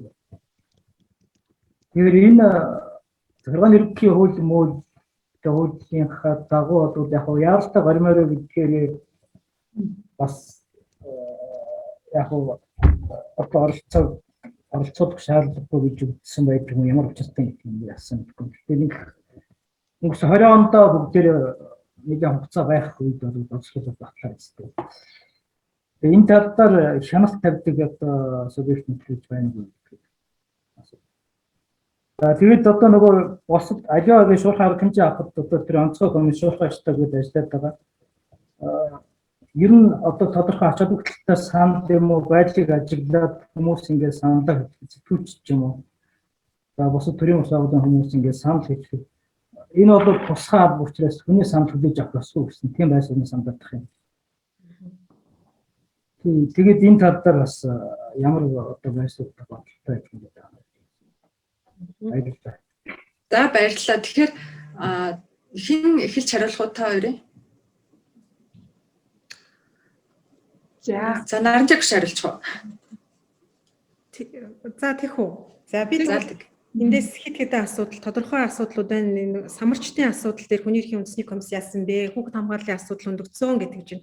За хөл хорой тогтоосонтой холбоотой бол Сэлэнг аймагт одоо 2000 орчим хүн болов одоо манай бидний мэдж байгаа тоогоор бол өдрийн орлогоороо одоо самарт түүх ажилд ингэж ажилласан хүмүүс бол хөл хоройнд орсон асуудал гарсан. За энэ дээр анх одоо хатуу хөл хорой тогтоох явцад бол одоо бас уян хатан зохицуулалт байхгүйгээс бол хөдөлгөөнийг хязгаарлсан одоо тогтоосон хязгаарлалт нь бол одоо олон тооны хүний эрхийн зөрчил гарахад хүргэсэн. Бид нар мэдж байгаа 22-ын төвчөн дээр хүн одоо PCR-ын шинжилгээ өгөөгүй амнасаа алдсан тохиолдлоос эхлээ. За самарчдтай холбоотой асуудал бол үндсэндээ 400 орчим одоо самарчид Улаанбаатар хот руу ирэх одоо шаардлага тавьсан. Гарцаагүй одоо тэр хүмүүсийн нөхцөл байдал бол өдөр тутмын одоо өдрийн хэдэн төгрөгөөр цалинжаад ажиллаж ирсэн. За Сэлэнг аймагт бол мөн одоо эргээд тухайн нөхцөл байдалтай холбоотойгоор зочид буудлын үн ихсэн, ор хоронгүй болсон, машиндаа хонсон гэдэг ингээд гарцаагүй орох шаардлагатай. Гэтэл нөгөө хүмүүст бол шинжилгээ авч ээж одоо оруулдаг. Энэ дэглэмийн хүрээнд бол одоо ийм удаашрсан, ийм зүйл гарсан. За энэний нөгөө талд нь эргээд хүүхэд хамгааллын асуудал эцэг их нь одоо тусгаарлалтанд орсон. За ингээд самарт явсан гэдэг юм уу ийм байдлаар бол тэгэхээр Сэлэнг аймагт бол миний санджаар 148 хүүхэд бол одоо асран хамгаалагчгүй дандаа самарчид биш. Гэхдээ эцэг ихэн тусгаарлагдсан нөгөө анхны халдвар гарсантай холбоотойгоор 148 хүүхэд асран хамгаалалт тогтоох ийм хэрэгцээ шаардлага гарсан. За энэ дээр бол хүний эрхийн үндэсний комиссоос одоо улсын онцгой комиссийн шуурхай штабтай энэ даруй холбогдоод гэр бүл хүүхэд залуучуудын газартай хамтраад шуурхай хамгаалалт тогтоох арга хэмжээг авсан. За ингээд халдварын нөхцөл байдал тоо ихсэн, тусгаарлалтанд орсон хүмүүсийн тоо ихсэн. За энэтэй холбоотой эргээд нөгөө нэг гэр бүлийн хүмүүс тусгаарлахаар тусгаарлалтанд одоо орох хэрэгтэй болохоор хүүхдээс нь одоо ковидын халдвар илрээгүй байдаг юм эсвэл одоо эцэг их хоёрын нэгнээс нь илэрсэн илрээгүй гэдэг ингээд хүүхдийг яаж одоо гэр бүл эцэг эхээс нь халдвар илэрсэн ч гэдэг юм эцэг ихийнх нь хин нэг нь халдвартай болсон тохиолдолд хүүхдийг яаж тусгаарлах вэ гэдэг бол ноцтой асуудал үүссэн. За энэ дээр мөн хүний эрхийн үндэсний комиссаас халдвар төвчин судлалын үндэсний төв гэр бүл хүүхэд залуучуудын газартай хамтраад гэр бүл хүүхэд залуучуудын газрын хүрээнд байдаг хүүхэд хамгааллын төвүүдийг одоо зохион байгуулалтанд оруулах замаар одоо халдвар авсан гэр бүлийн хүүхдүүдийг хамгаалах ийм одоо шуурхай арга хэмжээг бол авсан ийм бүтэц зохион байгуулалтыг бий болгоход талуудыг одоо холбодог, зөвлөдөг, зурчилдаг зохион байгуулалтанд нь оролцдог, шаарддаг ийм арга хэмжээ авсан. За энэ онцгой албан хаагчдын үзэл бодлоо илэрхийлэх хөдөлмөрийн нөхцөлтэй холбоотой асуудлаар мөн одоо хүний эрхийн үндэсний комиссаас бол энэ түрүүнд бас юу хэлсэн хэрэгэ шударгаашүүлэх эрхийн асуудал гэдэг энэ бүх асуудлууд та бүхний одоо энэ бүх дурдгдсан асуудал бол хүний эрхийн үндэсний комиссийн одоо 20 дахь илтгэлд бүгдээрээ тусгагдсан байгаа самарчдын баримт, хүүхэд хамгааллын баримт гэдэг энэ дээр хүний эрхийн үндэсний комиссаас авсан арга хэмжээ бид нарын анхаарлаа хандуулах ёстой асуудал, хууль эрх зүйн хувьд нь өөрчлөх асуудал, хэрэгжилтийн хувьд бас одоо сайжруулах ёстой асуудлууд бол тусгагдсан байгаа. Тэгэхээр энэ илтгэл маань бол хүний эрхийн үндэсний комиссийн цахим хуудсан дээр байрсан байгаа. Хэн ч үзэх боломжтой байгаа шүү. Энэ дээрээс та бүхэн одоо тодорхой асуудлуудаар хүний эрхийн үндэсний комиссийн байр суурийг мэдэх боломжтой. За өөр чинь надад сануулаарай яг нөгөө комиссоос яг энэ асуудалд яг хариулт өгөөрэй гэд байгаа. Зөндөө олон асуудлууд яригдсан учраас би бас юу яагаад вэ шүү. За ямар ч байсан би эхний ээлжинд энэ асуултуудад хариулаад мөхцөг гишүүнийг асуултанд хариулах боломж олгох уу? Тэгээд дахиад хэрэг юу яавал би бас үлдсэн асуултнуудад энд тэмдэглэлээ харж агаад хариулъя гэж. За энэ манай өнөөдрийн хурал идэвхтэй оролцож байгаа санал хүслийн ус иргэдэд баярлалаа. За тэгэхээр энэ усын хурлаас бол энэ цар тахлын эсрэг одоо улс орон дээр хэрэгжүүлэх арга хэмжээ авах энэ хуулийг бол батлан гаргасан. За тэгээд энэ хуулинд бол тодорхой одоо бүх салбарын гол заалтууд бол орсон байгаа. За тухайлбал энэ цар тахлын үед ийм яаралтай цар тахлын эсрэг арга хэмжээнүүдийг бол улсын хурал ийм дараалал харгалзахгүйгээр хилцэн баталж байгаа. За жишээлбэл одоо эрүүл мэндэд дэмжих за банкны хуулиуд за мөн одоо тодорхой эрүүл мэндийн болон засгийн газрууд нийгэм эдийн засгийг дэмжих одоо арга хэмжээнүүд бол байнга нэг шуурхай юм байдлаар бол шийдэгдэж байгаа. За тэгээ хоёрдугаарт энэ засгийн газрын одоо явуулж байгаа үйл ажиллагаа нь бол улсын хялбаас бол энэ төр хороо байгуулах замаар бол хяналт тавьж байгаа. За тэгээд энэ тодорхой одоо манай иргэдийн энэ асуусан асуулт ингээд юу би сая бичээд авсан ингээд хариулъя.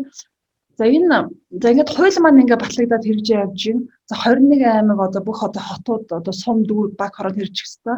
За хэрвээ энэ хууль хэрэгжих явцад хүний эрхийн болон ямар нэгэн одоо ийм зөрчил гомдол гарсан гэж үзэх юм бол манай иргэд энэ одоо хүний эрхийн үндэсний комисс руу за мөн одоо тухайн одоо шатны шүүхэд гомдол гарах юм эрх нь бол нээлттэй байгаа. За сая хүний эрхийн үндэсний комиссийн гишүүн Наран Зай хэлснээр бол маш олон бас иргэд нөрөл гомдол ирүүлсэн. За тэрний мөрөөр одоо энэ цар тахлын эсрэг одоо хүний эрхийн зөрчил ямар байна гэд комиссээс бол тайлан гаргасан байгаа. Тэгэхээр энэ үйл ажиллагаа маань цаашиж гисэн явнаа.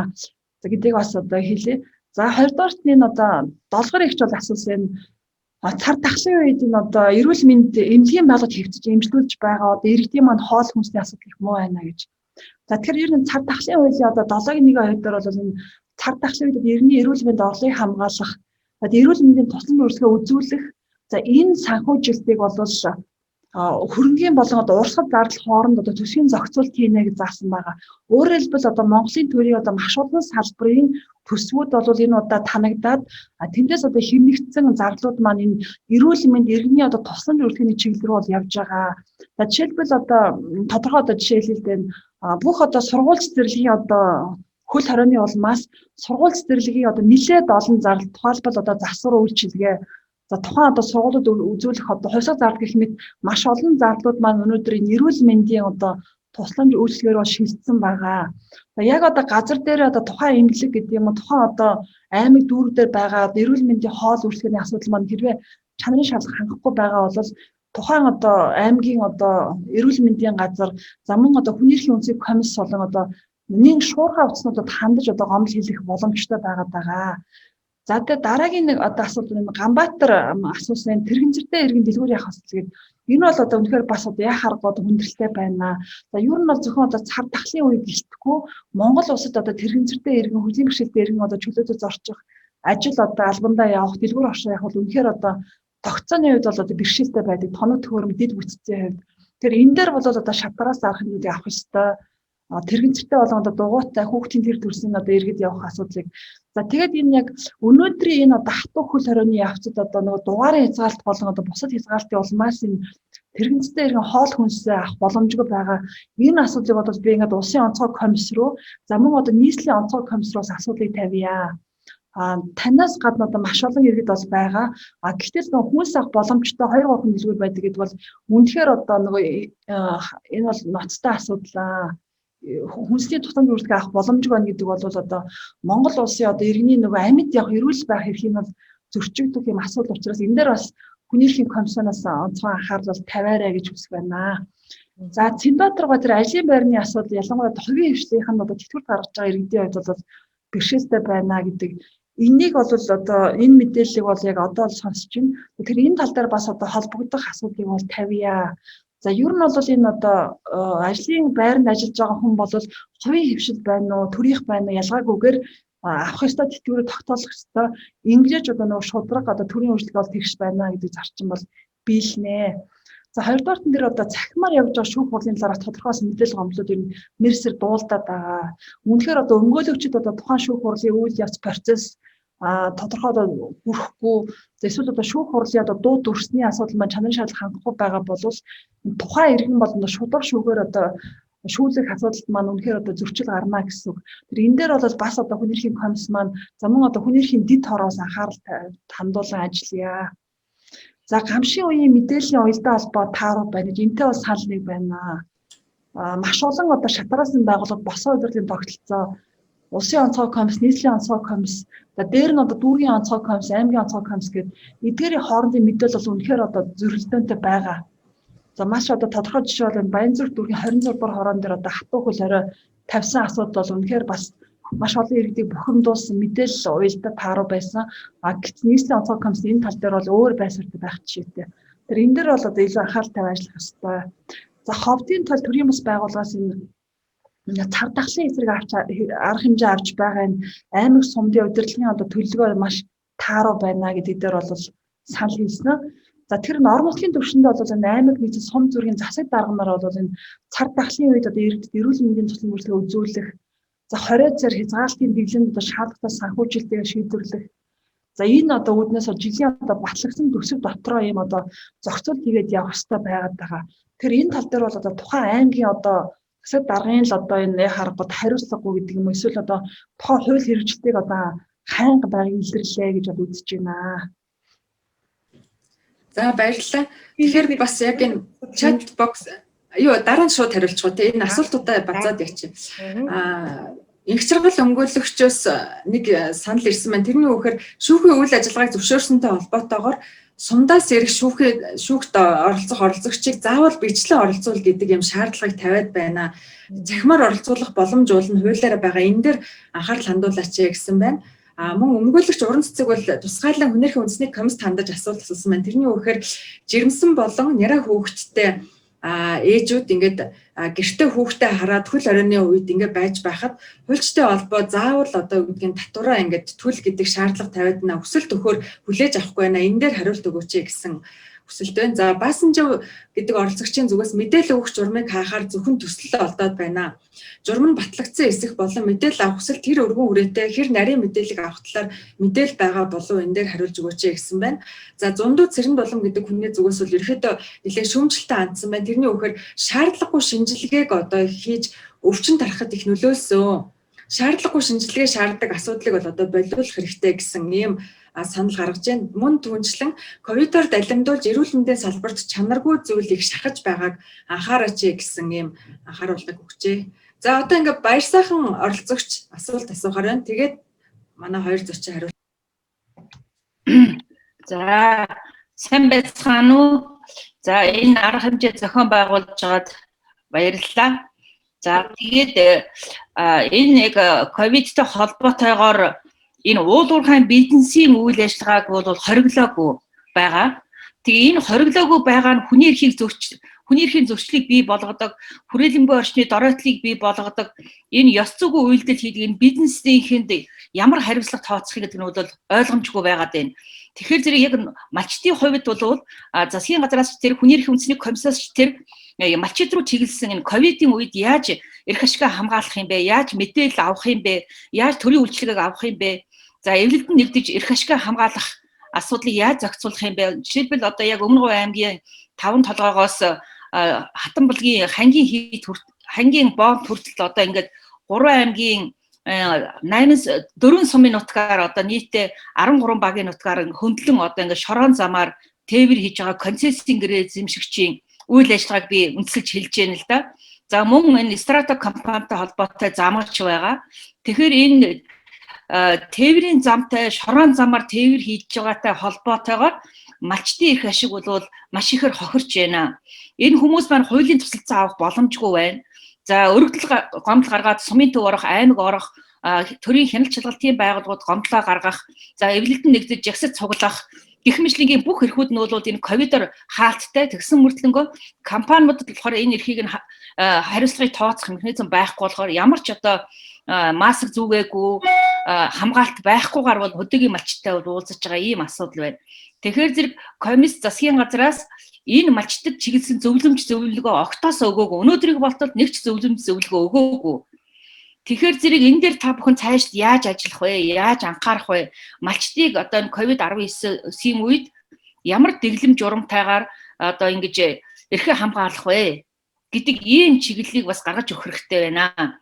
Төрийн өмчт Эрдэнэт 5 толгой транс компани бол ерөөсөө энэ ковидын дүрм журамд бол захирагдахгүй явж байгаа. Улсын онцгой комисс аймгийн засаг даргыг дээрээс нь одоо үүрэг өгөөд л одоо ерөөсөө энэ тээврийг үгдөөгүй явуул тэр малчтаа зохицуул гэдэг ийм л юмыг л одоо үүрэг өгч байна. Энэ дээр мөнхцөг гишүүн хүнийхэн үндэсний комисс бол анхаарч өгөөч. Өчтөр хунан дараад би бас хэлцүүлгүүгээр ярьсан. Тэгэхээр зэрэг би тайландаа бичсэн байгаа гэдэг байна. Хизээч комиссийн тайлангийн мөрөөр арга хэмжээ авагддаггүй. Комисс бол зөвхөн тайлан бичээл өгдөг. Тэрний мөрөөр ямар нэгэн арга хэмжээ сайжруулах тийм нөлөөлөл ажил хийгддэг учраас бол тайлан бичсэн байх нь бол хангалттай арга хэмжээ биш юм а гэж ингэж цааш илүү одоо өргөн хүрээд малчид руу чиглэсэн асуудал руу анхаарч хандаач л гэж хэлмээр байна.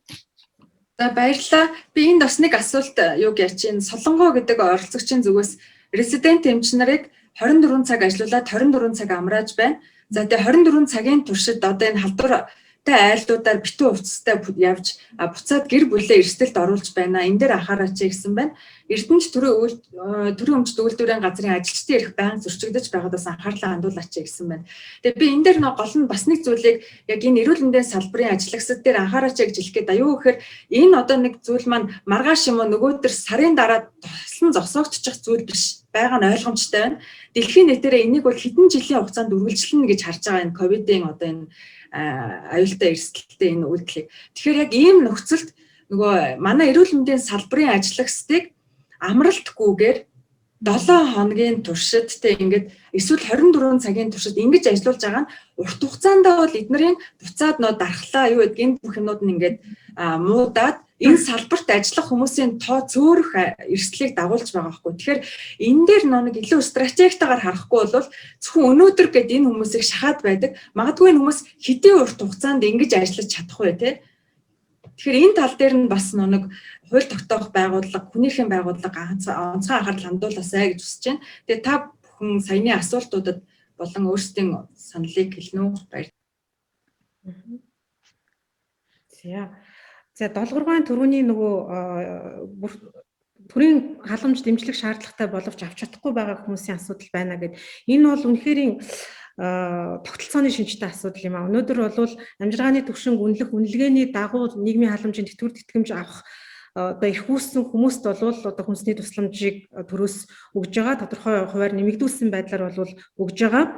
Нөгөө талаас хаяггүй одоо байнга оршин суугаа газраа байдаггүй хүмүүс бол одоо яалтчгүй ийм одоо төрийн халамж тусламж дэмжлэгийн гадна үлдээд байгаа маа. Тэгэхээр ер нь бид нарын одоо энэ иргэний бүртгэлийн тогтолцоо маань өөрөө эргээд хаяг байнга оршин суух хаяг дагаж биш хүнээ дагаж ингэж одоо өөрчлөгддөг. Тэгээ төрийн тусламж дэмжлэг нь хүнээ дагаад явж идэг ийм динамик тогтолцоог бүрдүүлэх ерөөсөө бүр тогтолцоогоо эргэж харах ийм шаардлага байгаамаа. Энэ дээр маш чухал асуудлыг хүндсэн. Тэгээд энэ ер нь зүгээр одоо хүнийхэн үндэсний комиссоос болвол ямар ч байсан нийгмийн нөхцөл байдал ийм байна гэдэг дээр оншоо тавиад энийг шийдвэрлэх арга зам нь ийм байна гэд ингээд одоо холбогдох эрх бүхий байгууллагуудад зөвлөөд санал өгөөд ингээд амаар бичгээр зөвлөөд ингээд явж байгаа. За Гэхдээ одоо ингээд өнгөрсөн хугацаанд бид нар анх цар тахлын 3 сар 2020 оны 3 сард бол цар тахлын нөхцөл байдал үүссэн энэ цаг үеийг одоогийн байгаа байдалтай харьцуулахад бол бас нэг оюун санааны гэхүү сэтгэлгээний дэвшил гарсан нь бол хүний эрхийн асуудал бас чухалчилдаг ийм нийгмийн хандлага бас бий болсон байна. Анх бол ерөөсөө цар тахал гарч байхад энэ гамшиг болж байхад хүний эрхийн асуудал огт хамаагүй гэдэг хандлага бол улсын онцгой комиссийн түвшиндээ ч тэр энэ одоо зохицуулалтын бусад чиг үүргийг гүйцэтгэж байгаа одоо бусад байгууллагуудын түвшинд ч тэр өөрчлөгдөөд тэгээд ер нь бол энэ цар тахлын нөхцөл байдалд бол бид нийгэм хүмүүнлэгийн талаас нь бас харах хэрэгтэй юм байна гэдэг илүү системтэй ийм одоо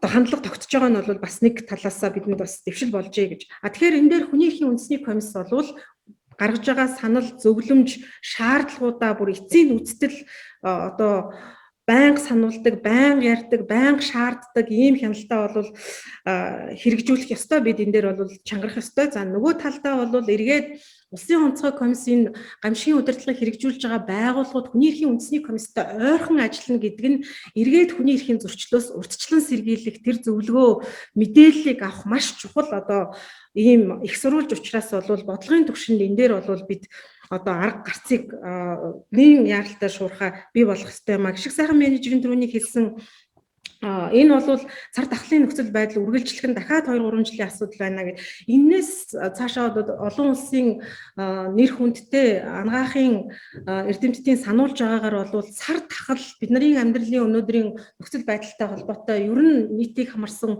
ийм халдварт өвчин гарах тохиолдол бол улам ойртох нэ нэмэгдэх нэ гэдэг ийм сануулгыг бас өгсөөр байгаа. Тэгэхээр эрүүл мэндийн салбараа бол өнгөрсөн хугацаанд бид нар боловсрол, эрүүл мэнд, нийгмийн хамгаалал гээд ингээд суур нийгмийн салбаруудаа бол маш бага хөрөнгө оруулалт хийсэн чадвараа бэхжүүлээгүй байгаа нь бол бид нарт үнэхээр өнөөдөр харагдаж байна. Намсгалын аппарат байвч одоо ажилуулах эмч мэрэгжилтний тоо дутмаг байна. Энэ дээр хүний эрхийн үндэсний комисс бол одоо эрүүл мэндийн яам улсын онцгой комисс одоо Ахмад одоо тэтгэврт гарсан байгаа эрүүл мэндийн ажилтнуудаа дайчлах өөр бусад одоо хувийн хөгжлийн байгууллагуудыг дайчилж ажилуулах талаар бол тодорхой саналуудыг ингэж гаргаж байгаа. Тэгэхээр та бүхний баяр сайхан гон зөвлөгөө одоо комиссэд өгж байгаа сануулга бол чухал. За малчтын асуудлаар бол энэ туслах малчтын хүний эрх хэрэгжлөөний төлөв байдлын илтгэлд ковидоос гадна нэг үндсэн сэдэв орсон нь бол туслах малчтын асуудлыг бас тусгасан. Ер нь бол хүний эрхийн үндэсний комиссийн илтгэлийг мэдээж улсын их хурлын комиссийн тухай хуулийн шинжилсэн найруулгаар бол улсын их хурлын нэгдсэн чуулганаар хэлэлцэх ийм одоо зохицуултыг бий болгосон. Энийг хууль тогтоогчд маань хэрэгжүүлнэ байх.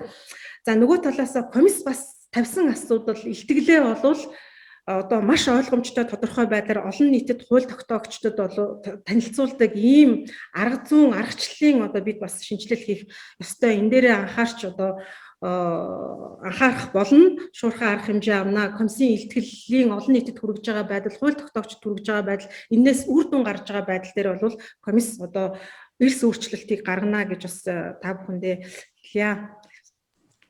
За баярлалаа мөхцөг шүү. Тэгэхээр энэ цар тахлын нөхцөлд одоо Монгол улсын стратегийн гол одоо салбар гэдэг утгаараа энэ уул уурхай за тэр дотор одоо өмнө говийн одоо 5 толгойн гос нүүрсний тээвэрлэлт бол одоо хэвийн хэмжээнд явж байгаа. За ер нь бол Монгол улсын нэг стратегийн төсвийн авлын гол бүрдүүл гэдэг учраас аль болохоор одоо өмнө говь дэх одоо цар тахлын нөхцөлийг одоо төрөөс онцгойлон үзэх за дотоодын халдварыг одоо алдахгүй байх. За тэгээ уул уурхай одоо нүүрсний тээвэрлэлтийг одоо тасдуулахгүй байх тал дээр бол онцгойлон анхаарч байгаа. За зүгээр энэ явцад бол яа харах одоо малчтын маань одоо тухайн өмнө говийн одоо хэдийн сумууд байгаа яг энэ зам дагуулх одоо энэ малчтын асуудал үнэхээр бас хэцүү байна гэдгийг бол ер нь бол мэдж байгаа. За тэгээд яг энэ одоо гол одоо малчин иргэдийн маань одоо эрхээ хамгаалуулах за тэгээд төв суурин газар очиж одоо нэг гомлыг гарах эрх бол бас өнөөдрийн нөхцөлд бол бас хэцүү байна. Энийг бол одоо үнэхээр ойлгож байна. За тэгээд ер нь бол энэ цар тахлын үед одоо малчтайгаа дэмжих малчин өвхийн одоо орлыг тасдуулахгүй байх тал дээр бол засгийн газраас одоо хэд хэдэн удаагийн энэ одоо авсан эдийн засгийн дэмжих эрүүл мэндийн хамгаалах арга хэмжээнд бол тусаа явж байгаа. Тэгэхээр энэ хавар одоо энэ юуны нөхцөлийн хувьд бол ноолуурын үн болон одоо малчтын одоо орлыг тасдуулахгүй байх асуудал дээр бол засгийн газрын бас дараагийн юм одоо болоод гараад явна хаа гэдгийг бол одоо хэлье. За тэгээд юм яг энэ тусгаалan одоо энэ малчид за тэгээд байгаль орчны одоо энэ бохирдол энэ уул уурхай унган байгалыг хамгаалах асуудал дээр бол бас манай одоо энэ байгаль орчны яам бол энэ тал дээр онцгойлон анхаарч яам руу бас яг таны энэ асуудлаас тусгаарлан бас ийм асуулга чиглэл өгөө гэдэг ийм хариулт хэлэхээр байна. За хоёрдугаар нэр одоо энэ эмч нарын одоо асуудал үнэхээр бас хүндрэлтэй байна. За цар тахлын хуулийн одоо 7 дугаар зүйл дээр бол энэ цар тахлаас урьдчилан сэргийлэх тэмцэх үйл ажиллагаанд ажлын тусгай гормоор томилогдсон ажиллаж байгаа төрийн албан агчид гэж тусгаад оруулсан байгаа. За эдгээр бол одоо нөгөө онцгойгийнхан болон одоо цагдаагийн байгууллага, хүчний байгууллагууд, хууль хяналтын байгууллагууд за дээр нь одоо эмнэлгийн албан агч нар байгаа. За тэгэхээр эднэрт одоо олох нэмэгдэл за нийгмидэл хөөс нөхөн олгор урамшууллыг бол засгийн газраар шийдвэрлэх ёстой байгаа. За тэгээд энэ саяны одоо энэ өнгөрсөн жилийн нөхцөл байдлын хувьд одоо энэ жилийнхээ харьцуулахад бас маш одоо өөр байна. Энэ жилд энэ дотоодын халдвар одоо асар нэмэгдсэн, эмнэлгүүдийн ачаал нэмэгдсэн учраас яах арга одоо эмч нарын одоо эрсдэл аюулгүй байдал за тэдгээрийн одоо хөдөлмөрийг одоо яаж үнэлэх үү? Тогтмол олгодог одоо энэ урамшуул дээр нэмээд өшөө одоос онцгойсон тусгаалсад нэмэгдлүүд бүх ёстой гэдэг тал дээр бол би яг үнэхээр одоо байр суурийг байна. Тэгэхээр энэ тал дээр одоо холбогдох хууль тогтоомд өөрчлөлт оруулах тал дээр энэ манай нийгмийн бодлогын байнгын орооны гишүүдрүүгээ бас энэ саналыг бол уламжлая. Тэгээ ер нь бол энэ одоо яг цар тахлын үед ажиллаж байгаа энэ одоо резидент эмчнэр бол бас хүнд нөхцөл байна. За цалин багтаа. За дээр нь идэр чи өөртөө одоо сурч байгаа юм одоо оюутан ийм дадлagч эмчнэр байгаа. Тэгэхээр эднэрийн одоо эрх зүйг зохицуулсан тусгаалсан бас хуулийн зохицуулт хэрэгтэй санагдчихж байгаа. За дээр нь одоо хууль сахиулах байгууллагын бас одоо их сургуулийн одоо манай оюутнууд байгаа шүү дээ. Яг адилхан одоо нөхцөлд ажиллаж байгаа. Тэр эднэрийн одоо эрх зүйн зохицуултыг одоо сайжруулах, тодорхой одоо хуулийн заалт оруулах асуудлыг бол яах арга яар шаардлагатай байна. За дээр нь одоо тогтмол одоо олгож байгаа урамшууллыг одоо илүү одоо хүчтэй болгох, нөхөн олгорын хэмжээг нь бол нэмэгдүүлэх. За тэгээд энэ одоо онцгой одоо илүү цагийн мөнгийг нь одоо нэмэх зэрэг ийм одоо нэмэлт одоо дэмжлэг нийгмийн хамгааллын асуудыг бол шийдэх шаардлагатай гэдэг тал дээр бас байр суурь нэг байна. Тэгэхээр энэ тал дээр тусгайлан одоо хуулийн өөрчлөлт оруулах тал дээр бас саналаа өгөөд явъя. За баярлалаа. Тэгэхээр одоо ганц л оролцогчоос асуулт аваа. Энэ болохоор Эрдэнэтээс оролцож байгаа оролцогч юм байна. Тэгээ асуултаа товч хурдан тавина уу? Манай цаг дуусгаж байна. За сайн байцгаана уу? Би сонсогч байна уу? Сонсогч байна. За би нэрээ нууцлаад явчих. Намайг би Эрдэнэт үйлдвэрт ажилладаг. Яагаад холбогдож байна гэхээр Эрдэнэт үйлдвэрт нэг асуудал гараад байгаа. Энэ вакцинтай холбоотой нэг асуудал байгаад байгаагийн нэг илэрлэл нь нэгдүгээрт бид нэр дэлхийн эрүүл мэндийн байгууллага хүлээн зөвшөөрөг байхад Verocell гэдэг вакциныг хүчээр ажилтнуудыг хамруулж эхэлсэн. За хоёрдугаарт болохоор энэ ажилтнуудыг одоо ер нь хамруулах эрх нь бол юунд хамрагдахгүй нь бол уул нь хуу хүний эрхийн асуудал юм байна. Дархлаажуулалтын тухай хуулийн дээр одоо энийг юу гэж бүгдийг хамруулах гэдэг яриад байна гэхээр бүх ажилтнуудыг хамруулахгүй бол та одоо өөрөө вакциндаа хамрагдаагүй бол таныг ажилтсан гаргахгүй, цалингийн чи өгөхгүй гэдэг ийм одоо үг хэлж одоо энэ дээр нь шалтгаалж одоо энэ хүмүүсийг хүчээр вакцин хамруулж байна. Дээрэс нь гэр бүлийн гишүүдийн 18 наснаас дээш гэр бүлийн гишүүдийн одоо манай эхнэр одоо 18 наснаас дээш одоо тийм би одоо вакциндаа хамрагдсан байлаа. Манай эхнэр хамрагдаагүй бол манай намайг ажилд гаргахгүй гэдэг ийм давхар ийм шалтгаан яриад байгаа юм. Тэгээ энэ нь болохоор ямар ч хуулинд байхгүйгээр хүнийг нөгөө хүчээр тэгээ вакцинд хамрагдаагүй гэдгээр нь ялгуурлан гадуурхаад байгаа юм яваад байгаамаа.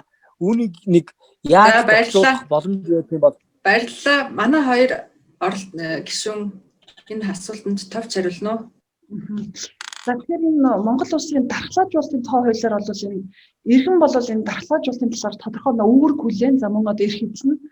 За тэгэхээр энэ одоо үүрэг хүлээн гэж бол одоо нийтийн аюулгүй байдал, эрүүл мэндийн байгууллагын одоо зөвлөм шаардлагын дагуу урьдчилан сэргийлэхийн одоо энэ сэргийлэх тарилгыг бол хийх ёстой.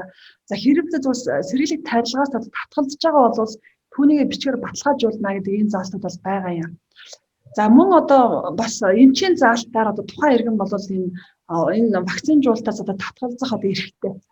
За ийм заалтууд байгаа. Зөв энэ нэг ковид-19 цар тахлын үед бол энэ учруулах хор хохирол болон одоо нийтийн эрүүл мэндийн аюулгүй байдлын үүднээс бол эрхэм бүр одоо энэ дархлаажуулсанд бол хамрагдах нь одоо зүй ёсны зүйлээ гэж бол үзэж байгаа. За тэгээд тэр Verocell вакцины хувьд бол энэ одоо Монгол улсад энэ вакцинжуулалтыг одоо эрхэм бүртээ хамрах тал дээр бол бас нэлээд идэвхтэй бол ажиллаж байгаа. За ер нь бол дэлхийд дахины вакцины нөхцөл маш юм хомсдолтой байна. Вакцины тойрсон одоо геополитикийн одоо улс төрийн үр дагаврууд, за улс хоорондын одоо өрсөлдөөн, за их гүрнүүд болон одоо бага улсуудын хоорондын одоо тэгш бус байдлын ялгаууд бол асар тод илэрсэн байгаа. Тийм нөхцөлд бол Монгол улс одоо хоёр хөрш маань одоо хоёулаа вакцины үйлдвэрлэгч томоохон одоо гүрэн учраас хоёр өрштөгөө одоо эхний ээлжинд вакцины авах юм гэрээнүүдийг бол хийсэн.